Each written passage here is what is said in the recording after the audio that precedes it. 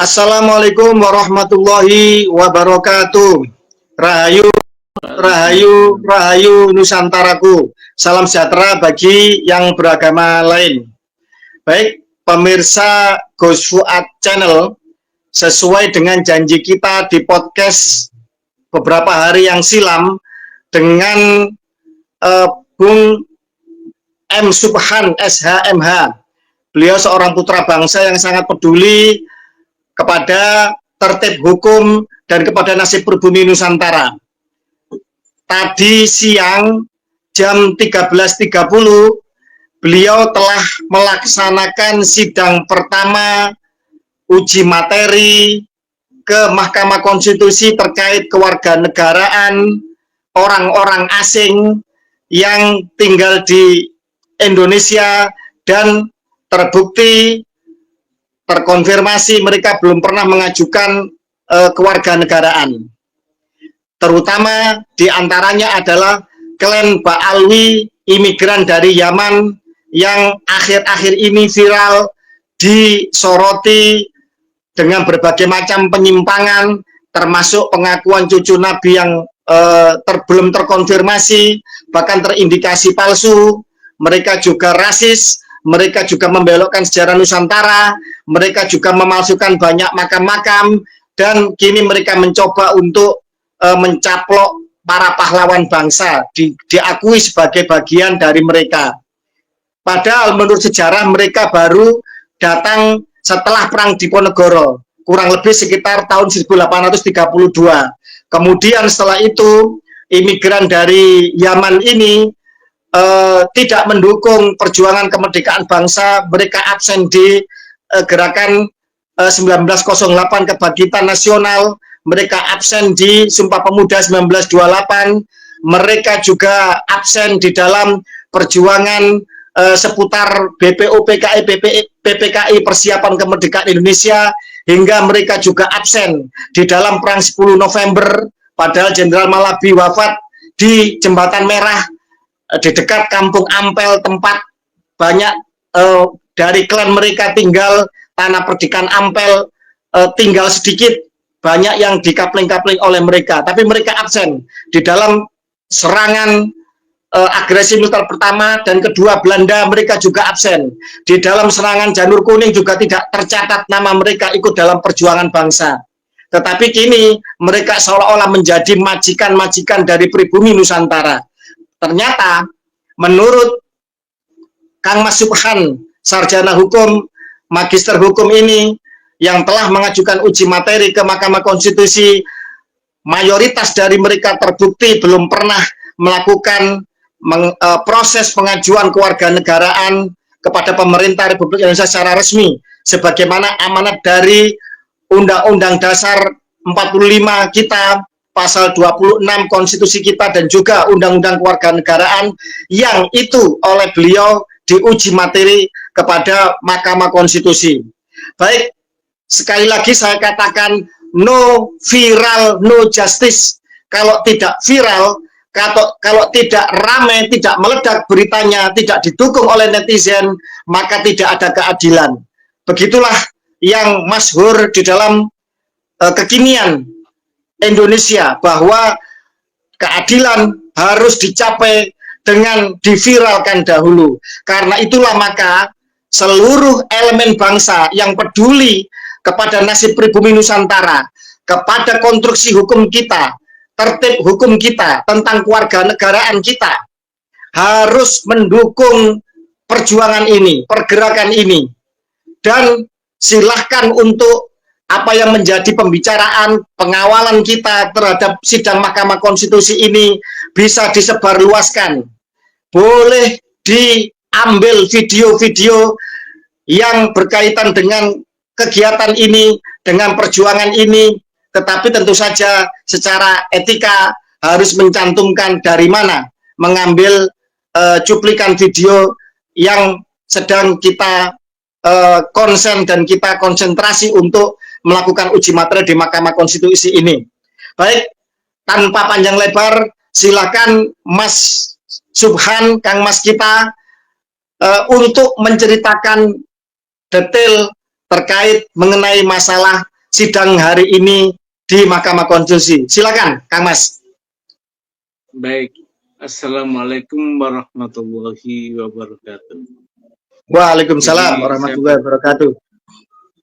Tadi dimulai sidang panel, sidang sidang pertama oleh Mahkamah Konstitusi perkara nomor 14, yaitu perkara permohonan uji materi yang saya ajukan.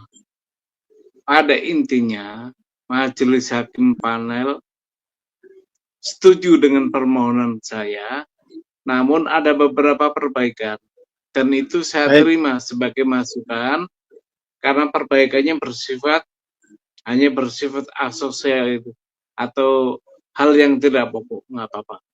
Cuman ada salah penulisan, ada hierarki undang-undang yang kelewati, hanya itu.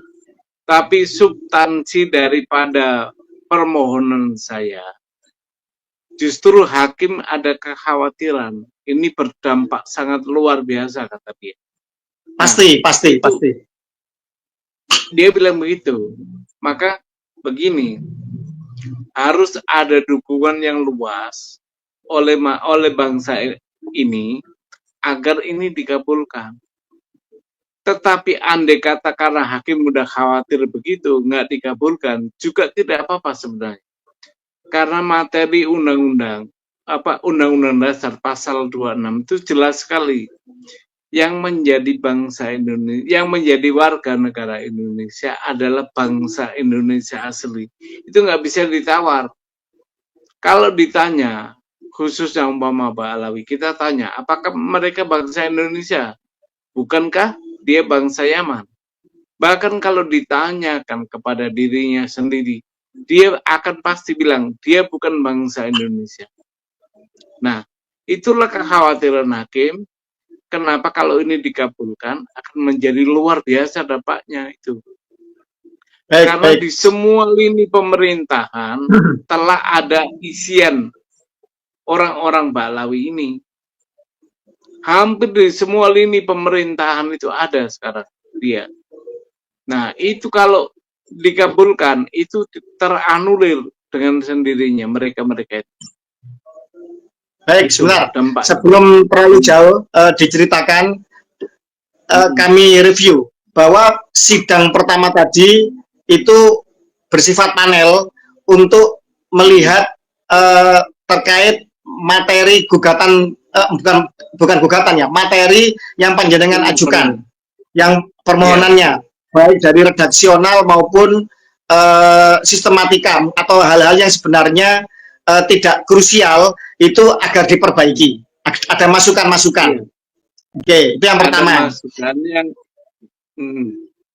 itu yang pertama, yang bersifat formal, yang bersifat formal. Oke, tapi tidak substansial kan?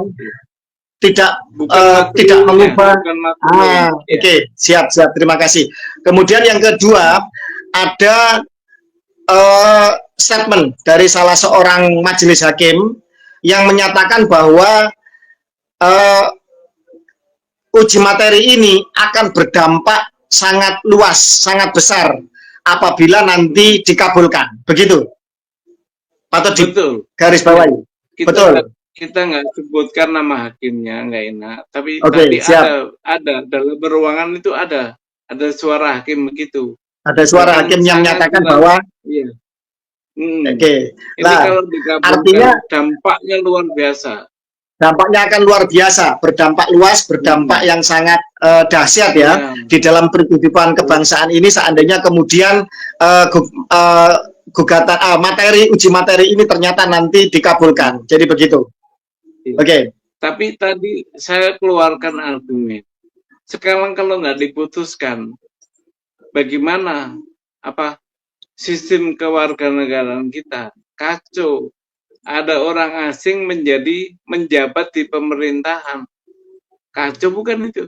Tak gituin. Kacau. Saya berargumentasi hanya itu aja. Nah, sedangkan Indonesia itu menganut azas paternal, keturunan darah dari bapak, dari laki-laki. Itu cukup jelas untuk membuktikan bahwa dia itu dari terah laki-laki nggak ada keturunan bangsa Indonesianya, maka dia bukan bangsa Indonesia. Harus diputus oleh hakim ini menurut saya. Tapi andai kata tidak diputus, tidak dikabulkan, juga tidak akan berubah status para orang asing ini, akan tetap menjadi warga negara asing. Karena undang-undang dasarnya bunyinya begitu. Baik, sebentar. Sebelum terlalu jauh, artinya sidang pertama ini masih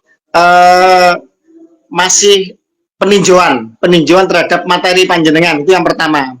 Baru sidang kedua nanti mungkin sudah mengarah kepada argumentasi hukum ya, yang harus disampaikan untuk untuk pengujian itu sendiri.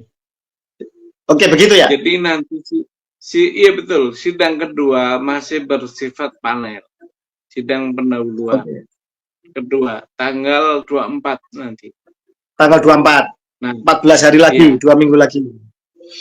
Itu sidangnya menerima argumentasi yang dimasukkan ke permohonan gitu. Jadi argumentasinya apa ini? Kurang, makanya saya akan tambah. Oke, baik, siap. Jadi sidang kedua nanti setelah sekarang diminta untuk ada perbaikan-perbaikan, nanti akan dilihat perbaikannya seperti apa. Jadi masih bersifat panel dulu. Oke, baik. Sebelum melangkah terlalu jauh, apakah nanti diterima atau tidak? Kalau menurut panjenengan pribadi selaku praktisi hukum, panjenengan masih optimis nggak? Kira-kira ini akan dikabulkan oleh majelis hakim? Super optimis, karena tadi hanya satu hakim yang ngomong gitu. Sementara di Mahkamah Konstitusi itu ada 9 hakim. Gitu. Misalkan diterima berarti ada seandainya ada yang menolak, berarti kan dissenting opinion ya istilahnya. Dissenting opinion. Pengambilan suara. Gitu. Pengambilan suara. Oke. Baik. Maka dari itu saudara-saudaraku sebangsa dan setanah air, bangsa ini sedang diuji. Bangsa ini sedang harus berintrospeksi. Dan sebagai pribumi Nusantara, pribumi Indonesia yang mayoritas, kita sedang menelaah tentang orang-orang asing, terutama dari klan-klan Arab dan lebih terutama lagi dari klan Habaib Ba'alwi yang sedang diuji materi tentang status keluarga negaraannya. Artinya, kalau dari sensus 2010, Kang Mas, itu klan Arab itu jumlahnya hanya 0,1% dari seluruh bangsa Indonesia. Kalau jumlah warga negara Indonesia pada hari ini sekitar 280 juta, berarti 0,1% itu adalah sekitar 280.000. Bila klan Ba'alwi itu separuhnya misalkan ya, maka sekitar 140 atau 150.000. Maka jangan sampai nasib pribumi Nusantara yang 99,99% itu dikalahkan oleh 0,1%. Lah, ini harus dikawal oleh seluruh anak bangsa lintas suku, lintas etnis, pribumi asli Nusantara. Jangan sampai nasib bangsa ini itu kemudian nanti akan dikalahkan atau akan mengalami penindasan yang berulang, sisa-sisa dari residu atau polusi dari penjajahan oleh 0,1% imigran yang didatangkan oleh kaum penjajah, yang sementara itu mayoritas dari mereka, saya mengatakan mayoritas ya, bukan berarti tidak ada, saya yakin mesti ada di antara mereka yang sudah mengajukan kewarganegaraan. Jangan sampai kemudian dikalahkan oleh mayoritas dari mereka, dari 0,1% ini yang belum punya status kewarganegaraan berdasarkan amanat konstitusi kita. Nah, terus kemudian selain optimisme dari Kang Mas Subhan, hal-hal apa lagi yang bisa diceritakan pada hari ini tadi, sidang pertama tadi, Kak Mas? Jadi gini, ada satu argumen dari hakim untuk membuat contoh. Nah, saya membuat contoh, kenapa ini harus equal terhadap semua warga negara. Saya bilang bahwa ada warga negara keturunan Tionghoa yang pada awal-awal kemerdekaan, bahkan sampai tahun 80-an, dikejar-kejar aparat agar mengakui atau pulang. Nah, kenapa warga negara Arab itu tidak? Berarti negara telah berlaku tidak adil kepada semua warga negara yang ada di Indonesia. Gitu. Kenapa? Betul. Kenapa orang-orang Tionghoa diminta untuk mengurus SBKRI, surat bukti kewarganegaraan Indonesia, sementara orang Arab tidak? Nah, saya kasih contoh itu. Artinya apa? Semua peranakan itu harus mengurus kepada kewarganegaraannya. Nah, peranakan itu siapa aja? Saya jelaskan. Saya tidak mengambil di apa istilahnya dokumen yang bukan negara punya, tapi dokumen negara berupa apa? Penjelasan Undang-Undang Dasar yang dibuat oleh Mr. Supomo, yaitu penjelasan pasal 26 ayat 1 itu, bahwa yang dapat menjadi warga negara itu peranakan. Disebut di situ ada peranakan Belanda, ada peranakan India, ada peranakan Tionghoa, ada peranakan Arab. Artinya apa? Memang harus dia yang menjadi sasaran undang-undang kewarganegaraan untuk menjadi warga negara. Karena gini, orang Arab ini ditunggu sejak tahun 1946 itu sudah ada undang-undang kewarganegaraan. Nah, orang-orang Arab, orang-orang peranakan terutama itu dikasih kesempatan untuk mengakui kemerdekaan atau kekuasaan negara kita. Tapi diperpanjang sampai tahun 58, Undang-Undang Kewarganegaraan nomor 62 itu juga belum mengakui itu orang-orang Arab. Tapi orang-orang warga Cina, warga Tionghoa rata-rata mengakui mengakui kemerdekaan sehingga dia mengurus sebagai warga negara Indonesia. Jadi ditunda dari tahun 47 sampai 58, itu pun orang Arab tidak peduli dengan kewarganegaraan itu, karena memang dia tidak mengakui kemerdekaan Indonesia. Dia ingin menjadi warga kelas 2 saja itu. Itu masalahnya. Baik. Sebelum melangkah ke prejudice, prasangka bahwa mereka tidak mengakui kewarganegaraan, artinya secara real bahwa ini telah terjadi suatu diskriminasi di mana untuk warga negara peranakan Cina ternyata mereka berbondong-bondong mereka mengajukan kewarganegaraan. Itu yang pertama, patut dicatat. Bahkan ada semacam praktik untuk memaksa kalau nggak mau dipulangkan ke RRC sana, kan begitu. Atau kenapa kok urusan kenapa kok kemudian dipersulit untuk urusan usaha atau urusan apapun, kan begitu. Iya, urusan administrasinya dipersulit. Oke. Tapi kenapa kok kemudian pemerintah Republik Indonesia pada saat itu kok begitu permisif kepada orang-orang peranakan keturunan Arab? Kira-kira menurut panjenengan kenapa? Ya, praduga nih ya. Karena memang seagama mayoritas kita. Jadi permisif mereka. Dasar agama juga dibawa sama dia.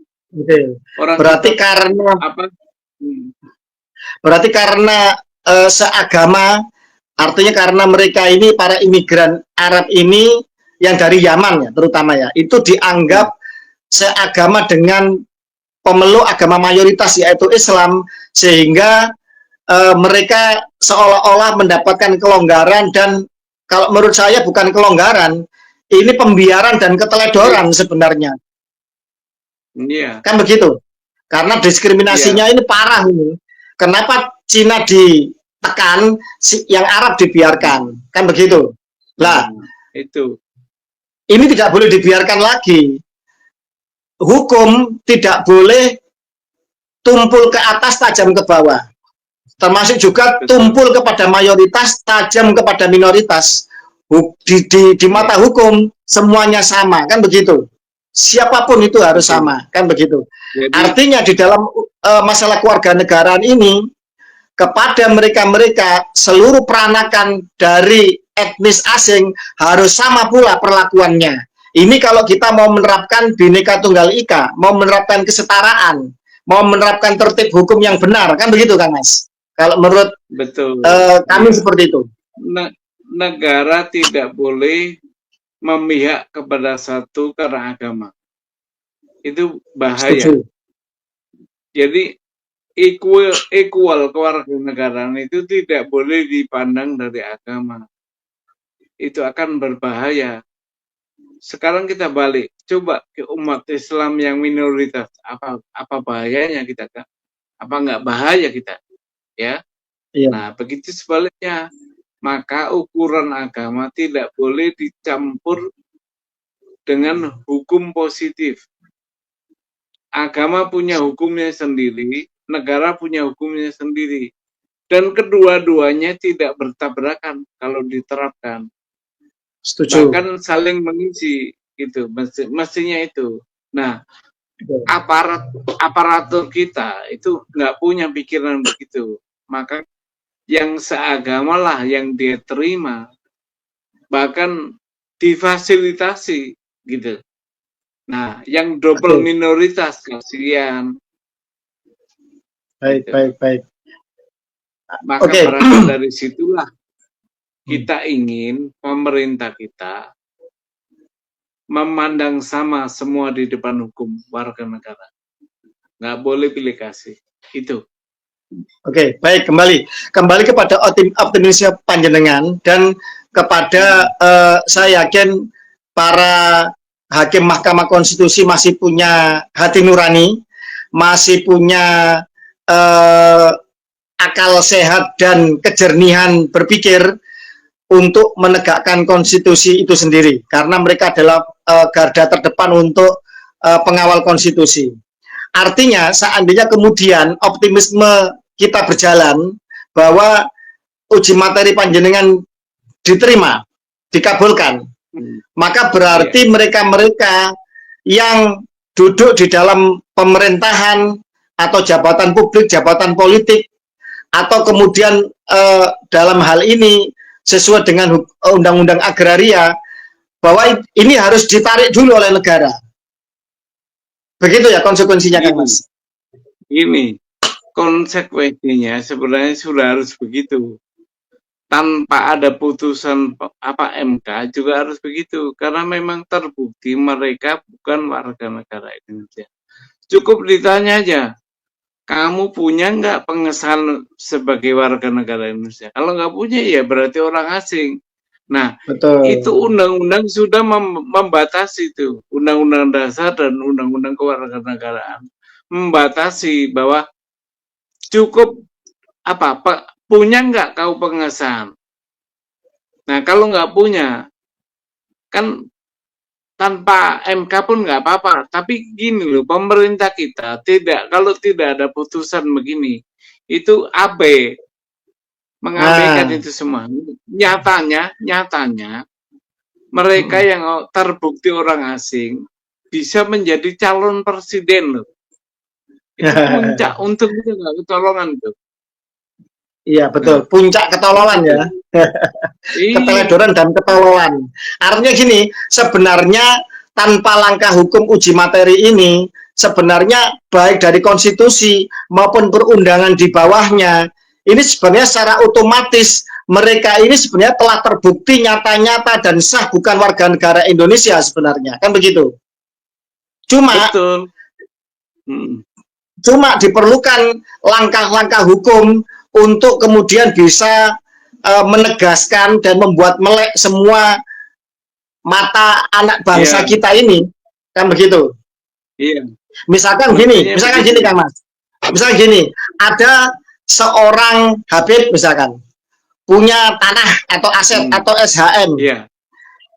Panjenengan berani untuk Iya. menggugat bahwa dia tidak berhak atau gugur kepemilikannya.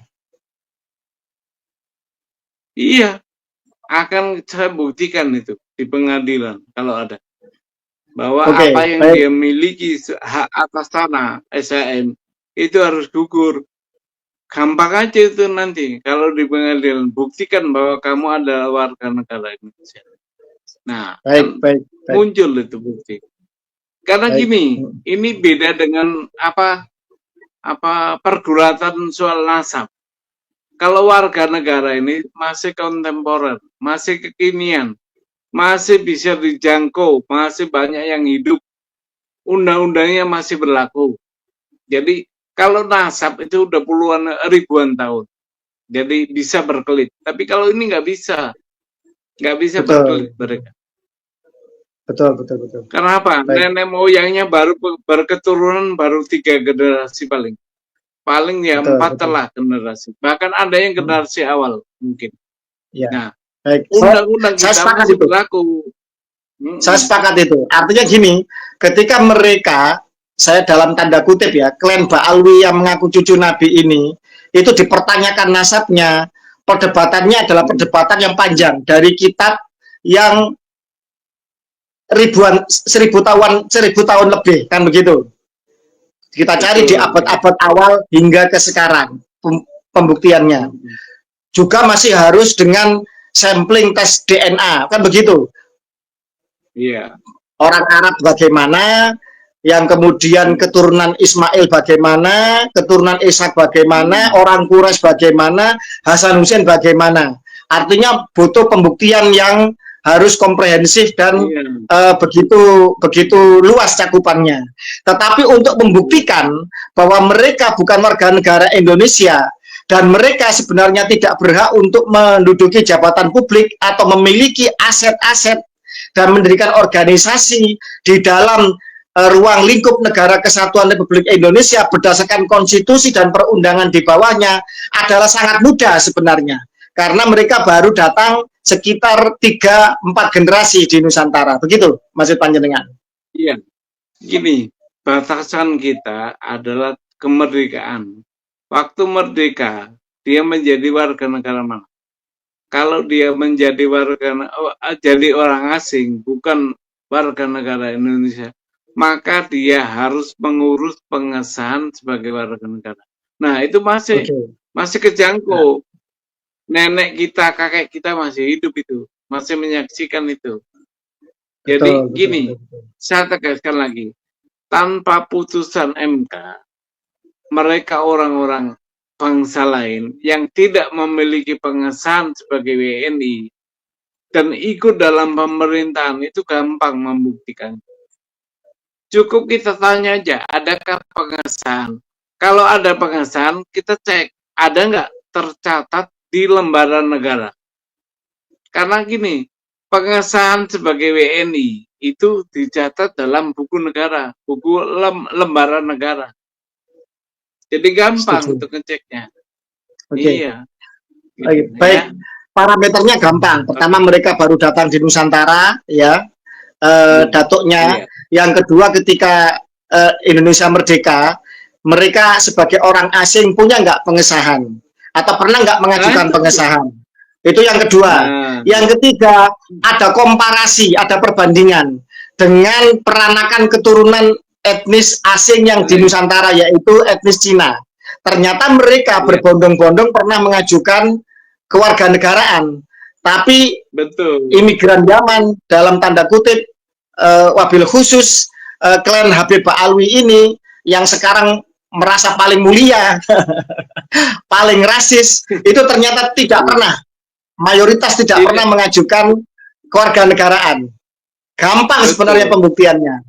Iya, cukup 2 undang-undang, Undang-Undang Dasar dan Undang-Undang Kewarganegaraan, cukup ya, bahwa dia itu warga negara itu bukan. Itu ya. Jadi gini, akan sidang lagi tanggal 24 Maret. Siap. Nah, itu sidang panel kedua terakhir untuk menentukan sidang ini lanjut atau tidak. Kalau berlanjut, maka yang akan dihadirkan dalam persidangan ini pemerintah, dalam hal ini yang mewakili Tipkumham dan anggota dan DPRD, DPR RI yang mewakili. DPR RI. Baik. Terus dihadirkan saksi-saksi ahli. Nah, itu. Baik. Pengennya waktu pemeriksaan saksi ahli itu live kita. Oke, siap. Bisa ya, dimohon untuk live bisa ya, Kang Mas? Insya Allah bisa kalau pas pembuktian. Oke, baik, terima kasih.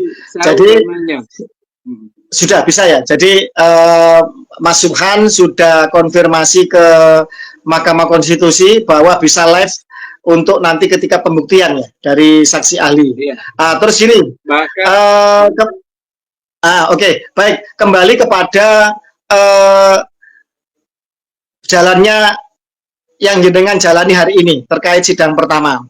Terus terkait juga mengenai masalah optimisme panjenengan. Tadi juga terkait mengenai masalah panjenengan statement bahwa tanpa putusan Mahkamah Konstitusi pun sebenarnya otomatis mereka sebenarnya telah nyata-nyata status keluarga negaraannya telah sebenarnya telah tidak ada secara hukum. Artinya mereka bukan warga negara Indonesia. Terus kemudian kita akan melangkah kepada yang berikutnya, Kang Mas. Masalah terkait no viral, no justice. Artinya perjuangan panjenengan ini kan benar-benar mutlak sendirian. Benar-benar sebenarnya seorang diri berjibaku untuk mempertanyakan ini. Karena itulah kemudian kita kami menyerukan seluruh segenap anak bangsa, lintas suku, etnis, agama yang merasa pribumi Nusantara, atau mungkin juga yang merasa peranakan dari etnis asing yang pernah mengajukan, mengajukan kewarganegaraan untuk ikut mendukung gerakan ini agar terjadi keadilan dan kesetaraan di dalam kehidupan bangsa kita. Kang Mas, ini beberapa klan Arab di luar Habib Ba'alwi, terutama yang sudah paling lantang selama ini dari keluarga klan Az-Zubaidi, itu telah berkorespondensi dengan kami dan mereka mendukung perjuangan pergerakan ini. Klan Az-Zubaidi, Kang Mas, itu secara DNA benar-benar orang Arab, haplogrupnya J1. Secara haplotype mereka terbukti sebagai keturunan dari garis Ismail bin Ibrahim. Alhamdulillah mereka juga mendukung pergerakan ini, mereka mendukung anti rasisme di Nusantara, mereka mendukung kesetaraan, mereka mendukung Bhinneka Tunggal Ika, dan alhamdulillah sangat surprise mereka juga mendukung tentang perjuangan pergerakan panjenengan. Dan kami mengundang kepada seluruh segenap lintas etnis, baik asli pribumi maupun non pribumi yang telah menjadi warga negara Indonesia, yang dulu terutama etnis Cina ya, atau klan-klan Arab yang pernah mengajukan kewarganegaraan untuk ikut mendukung pergerakan ini. Karena apa? Agar bangsa ini bisa menerapkan kesetaraan di depan hukum. Tidak ada tebang pilih, yang ini karena non-muslim kemudian dianaktirikan, yang ini karena sesama agama kemudian dibiarkan. Kalau ini terjadi, nanti non sewu orang Islam mencuri, korupsi, ya vonisnya cuma, mohon maaf, 10 tahun. Kalau orang non-pri atau orang-orang non-muslim korupsi, vonisnya hukuman mati. Nah, ini kan bahaya kalau kemudian terjadi tebang pilih.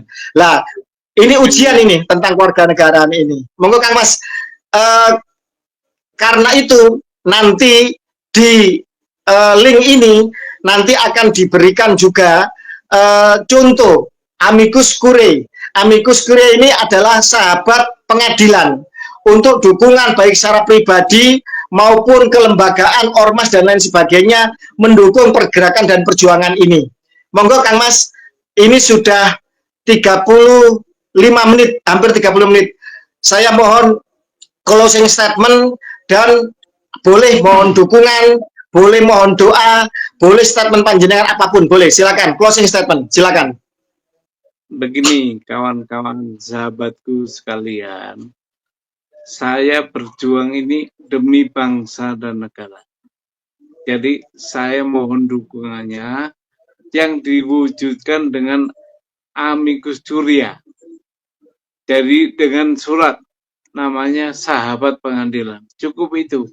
Banjiri MK dengan surat itu supaya dikabulkan. Ya. Banjiri surat-surat apa sahabat pengadilan ini ke MK dari segala penjuru, dari semua lapisan masyarakat, dari tokoh-tokoh agama, tokoh-tokoh budaya, tokoh-tokoh yang lainnya boleh. Ya, jadi cukup itu aja, nggak perlu datang, nggak perlu hadir. Cukup banjiri MK dengan surat sahabat pengadilan. Sahabat pengadilan. Ya. Oke, itu saja. Terima kasih. Terima kasih, Mas. Jadi itu harapan beliau. Selain beliau mohon doa, tetap sehat. Semoga beliau tetap sehat, semangat, fokus.